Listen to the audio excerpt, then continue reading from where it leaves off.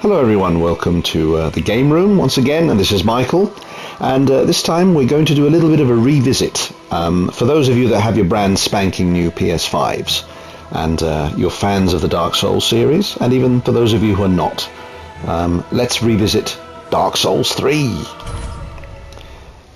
Now this sort of showcase slash review is aimed primarily at the newcomers among you, very much like one of my earlier reviews, the one about Virtua Fighter. And I like to introduce the newcomers to the world of Dark Souls, and to not be too afraid of its punishing difficulty. I think punishing is the wrong word. The Dark Souls franchise will punish mistakes, but it does reward good play. It rewards you improving.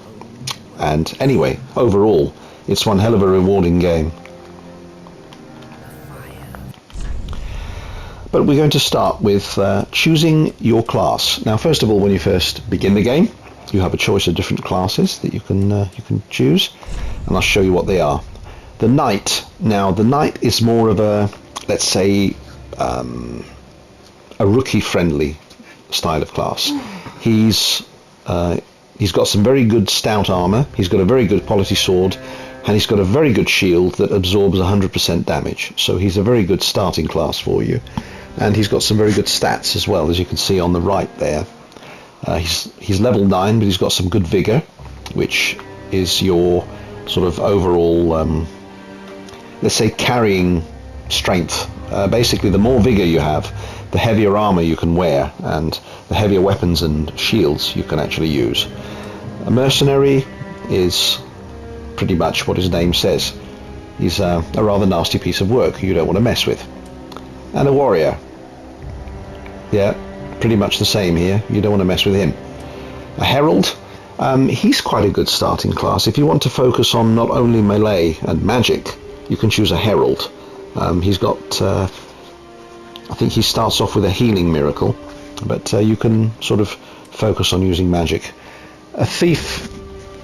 He's a bit weaker when it comes to levels, but he strikes from the shadows. An assassin. He's a pretty good class. A sorcerer. Now, if you're not interested in using swords and melee weapons, sorcerer is a very good bet. If you want to be a caster and attack from a distance, this is the class to choose. And a pyromancer. What a load of fun. If you like setting fire to things, there you go. Everybody wants to be a pyromancer. Look at that. There you have it. And a cleric. Again, now he's more of a, I think he's more of a mage attacker, I think.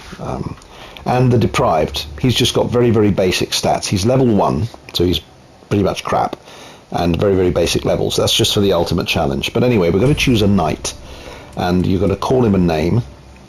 So you're going to call him, what can I call him? Tell you what, I know what to call him. I'm going to call him I'm crap. There you go. I'm crap. How about that? Yep.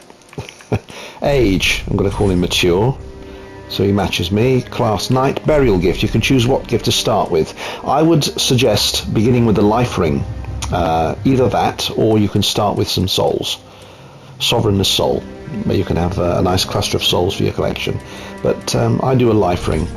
It extends your health bar a little bit. Finalize creation. And there you have it.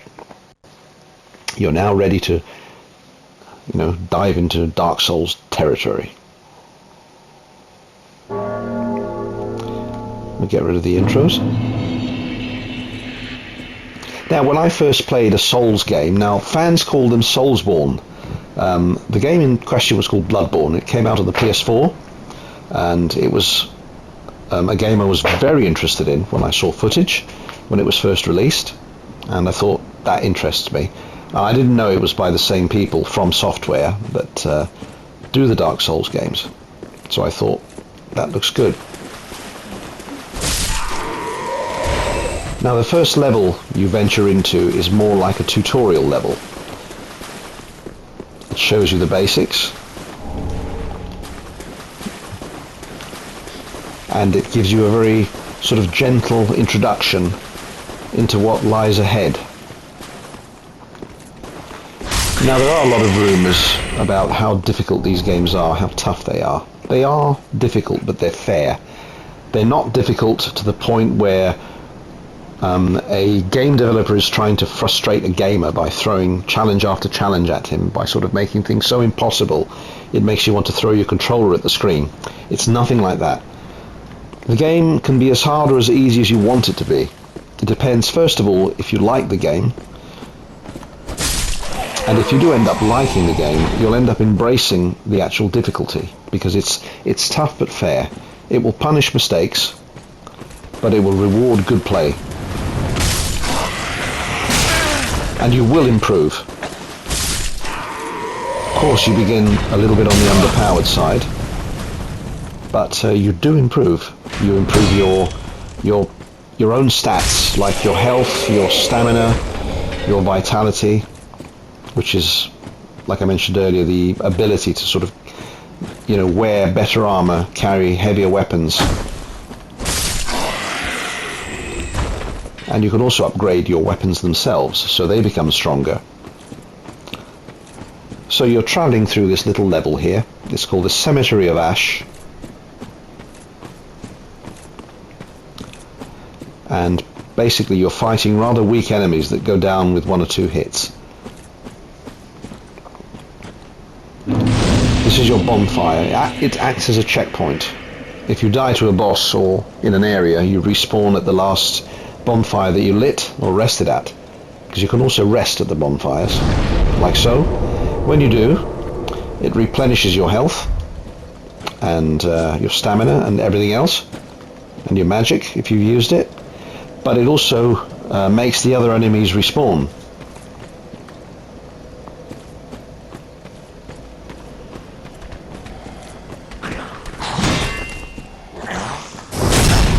Now this is a back attack that I've just done here.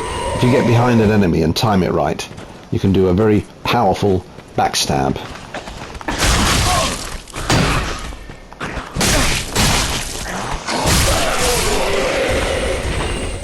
Now, as you can see, blocking is your best friend here. The blocking and the dodge buttons are your best friends. You've got to learn to use them. Right, so as you can see, my health bar, which is the top one, top left-hand corner, you've got three bars. The top one with the red progress bar is my health. That's been depleted because I've just been hit a few times. So you either consume an Estus flask, which is your health. Bottom left-hand corner, you see the word Estus flasks. You start off with 3. You can upgrade those. You can have a maximum of 15, but you have to find Estus shards. But more on that later.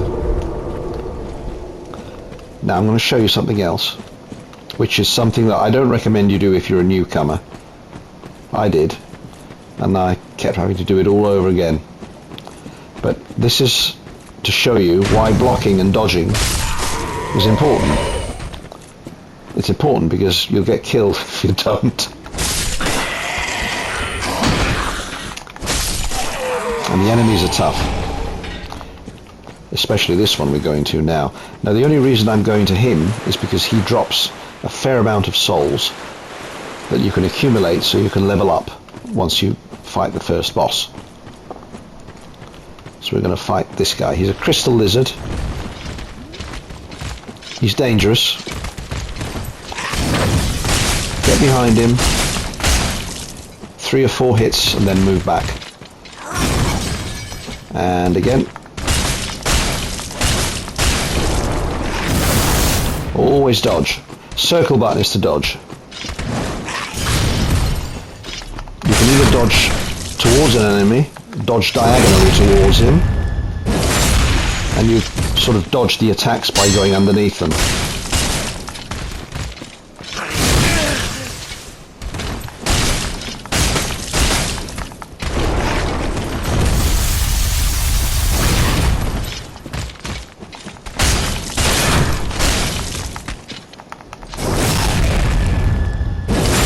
Gotcha.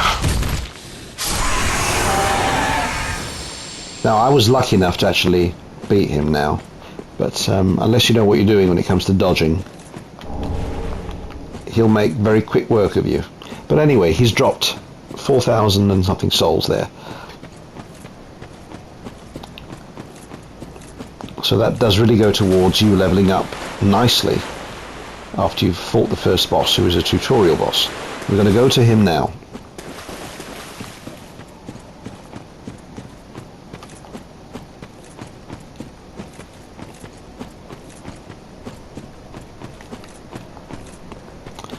There we go. So we're going to go up to this bonfire. We're going to rest. Rather than consume a flask, just rest at the bonfire. The enemies do respawn, but the thing with the Dark Souls games is that you can run past certain groups of enemies. Not every single one, but you can.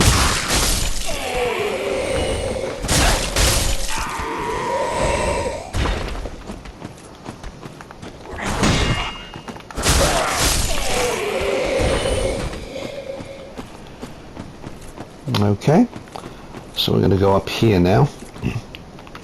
I'm going to get something I need. And I missed it, so never mind. We'll come back to that. That's a plunging attack, which you can also do.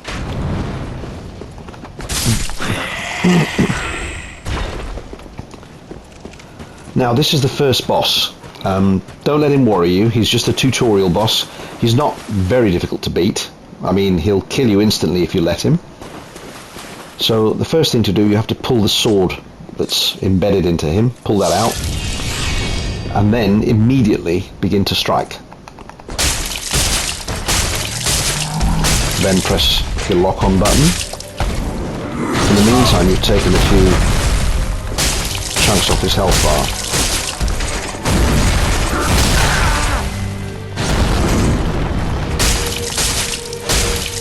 Go back a bit. He's transforming now. So the thing about the dodging, always dodge. Always try and get behind your bosses and opponents. I've staggered him there, so I've taken off a lot of health. Just keep dodging. And there you have it. That's the first boss done for.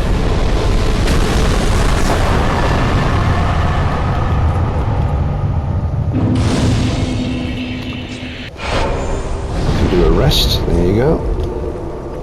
And it says Ember restored. So what that means is not to sort of reveal too much to you, but embers are again they're your best friends. You need them. They'll refill your health bar. It's always best to be embered.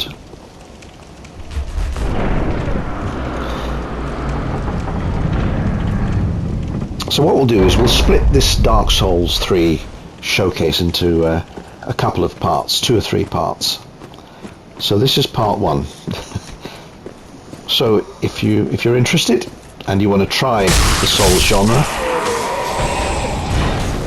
stay tuned for part 2. In part 2 we'll be talking about leveling up and bosses and so on and so forth. Okay, stay tuned. It's coming right up.